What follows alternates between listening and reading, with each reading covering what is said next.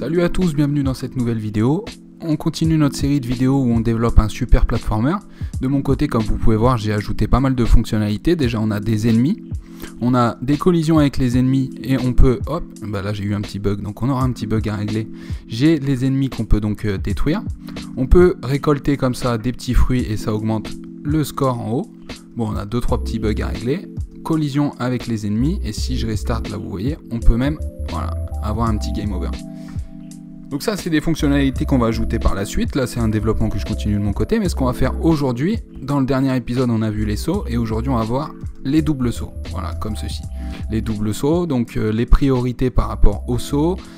Comment limiter le double saut à un seul. Comment réinitialiser cet état de double saut. À quel moment on le permet et à quel moment il n'est plus possible. Donc c'est ce qu'on va voir dans cette vidéo. Allez, c'est parti. Dans notre projet, pour l'instant, nous en étions ici. On a des déplacements horizontaux avec des collisions et on a un saut ainsi qu'une chute qui sont possibles. Donc on a des détections de collision sur l'axe vertical et horizontal et on a des états de saut, de chute, de marche et idle ainsi que les sprites et les animations qui sont correctement associées. Et bien là, on va faire exactement la même procédure que tout ça. Avec ce que vous avez déjà appris, vous pouvez déjà créer un double saut. Mais on va le faire tous ensemble. Déjà, première chose, on va importer les sprites. On a un sprite ici, dans les fichiers, les ressources du jeu, qui est SPR Mask, je l'ai appelé Double Jump, et bien terminé par Strip 6, parce que vous avez ici 6 frames pour l'animation, ok? Donc on va dans notre dossier Player Sprite, et je vais importer le sprite ici. SPR Mask Double Jump, je vais le renommer. On est en 20 frames par seconde comme pour tout le reste et on met bien l'origine comme pour les autres sprites au milieu sur l'axe X et tout en bas pour l'axe Y, donc en 16:32.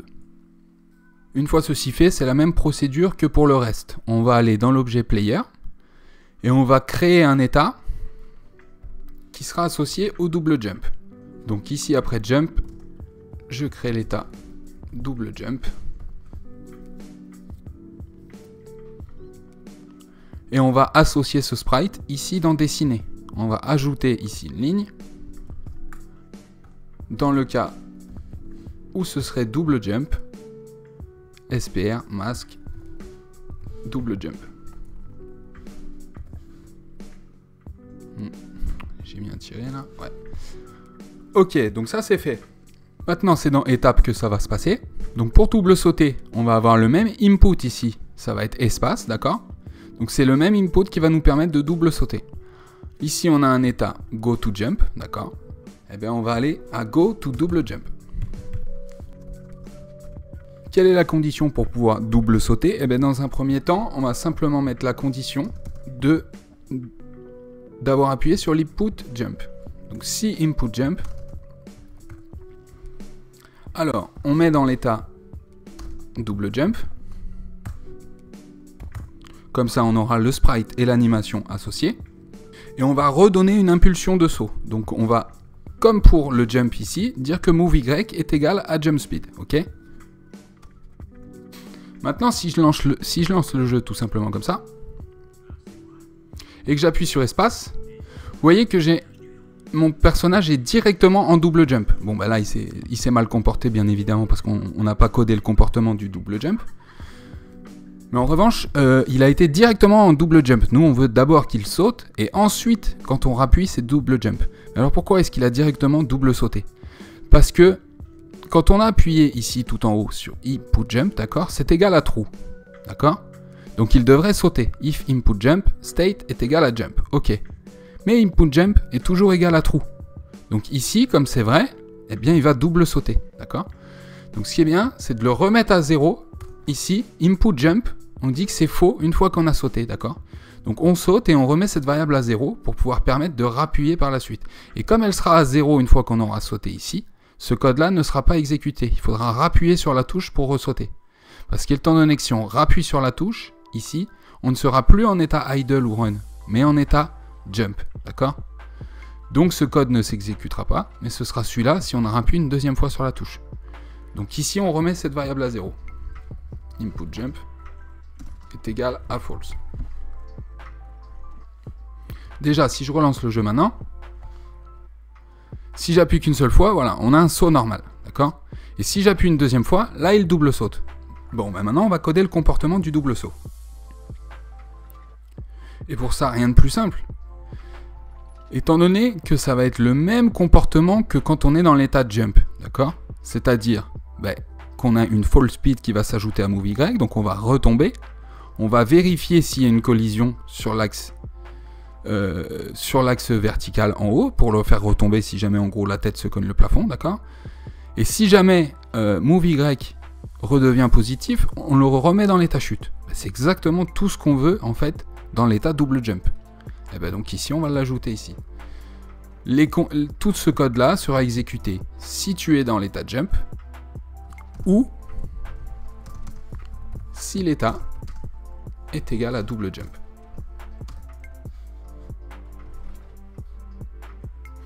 Donc maintenant si je lance le jeu, je fais un saut, tout va bien, il retombe, je fais un double saut et c'est pareil. Ok. Maintenant, si je bourrine la touche, qu'est-ce qui se passe? Je peux double sauter à l'infini, d'accord? Donc pour ça, on va ajouter une petite variable qui limite ça, d'accord? Sinon, notre double saut, il se comporte tout à fait comme on veut, d'accord? Si on double saute, là, quand vous ajoutez une fonctionnalité, il faut toujours faire des tests dans tous les sens, d'accord? Donc là, je double saute, je regarde les collisions, tout a l'air de bien fonctionner. Le seul problème là, c'est que je peux double sauter à l'infini. Donc on va ajouter une variable qui va être vraie ou fausse, selon si on permet ou pas qu'on double saute, d'accord? Donc on va aller dans la création, ici dans vertical, et je vais créer une variable can double jump, donc peut double sauter, qui sera égale de base à la création de notre objet player à true. Il peut double sauter, d'accord? Maintenant, quand on double saute, quand on appuie, hop, ici input jump, go to double jump. Donc si tu appuies sur l'input jump et que tu peux double sauter, can double jump, ok? Donc le fait de ne pas, là, le fait d'écrire simplement can double jump, c'est comme pour input jump, c'est comme si j'écrivais est égal à true, ok? Si jamais elle est égale à false, ici ce sera égal à false, la condition ne sera pas remplie. Donc si jamais tu appuies sur jump et que tu peux double sauter, alors tu double sautes. Mais dans ce cas-là, ce qu'on va dire, c'est que can double jump est égal à false. Donc là, tu ne pourras plus double sauter. On va lancer le jeu pour tester tout de suite. Can double jump ici est égal à true. Donc si je double saute, hop, je ne peux plus en l'air. Mais là, ce qui se passe, c'est que maintenant, je ne peux plus. Donc il faut des conditions pour pouvoir remettre cette variable à true. Donc ça va être par exemple quand on touche le sol. Là, on recharge le saut et le double saut à la fois. D'accord? Donc ça va être dans Return Idle. Hop, je descends ici. Hop, c'était dans l'état, il me semble que c'était dans l'état fall, voilà. Donc si jamais on est dans l'état fall et qu'il y a collision avec le sol, là tu retournes idle. Donc ce qu'on va faire, c'est qu'on va mettre can double jump est égal à true. Donc si je lance le jeu maintenant, que je double saute, je ne peux pas redouble sauter, et à chaque fois que mon personnage va redevenir idle, je peux redouble sauter, d'accord?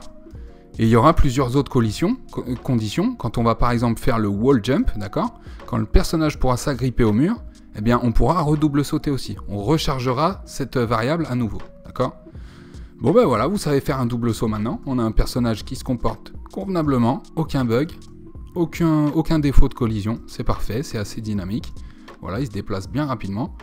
Bon ben ce qu'on va faire maintenant, là on a l'emplacement idéal pour ça. On va faire un wall grip déjà, pour pouvoir s'agripper au mur, que le personnage redescende très lentement en s'agrippant au mur. Et ensuite qu'on puisse faire un wall jump pour ressauter de mur en mur, d'accord? Et puis ensuite je vais vous montrer toutes les manières de coder ce comportement, parce que dans tous les jeux où il y a des wall jump, il y a plein de manières et plein de comportements différents. Est-ce qu'il relâche si on relâche les boutons, ou est-ce qu'on peut relâcher les boutons et le personnage reste agrippé? Enfin on va voir tout ça, ça va être assez sympa, et c'est le sujet de la prochaine vidéo. Allez, à tout de suite.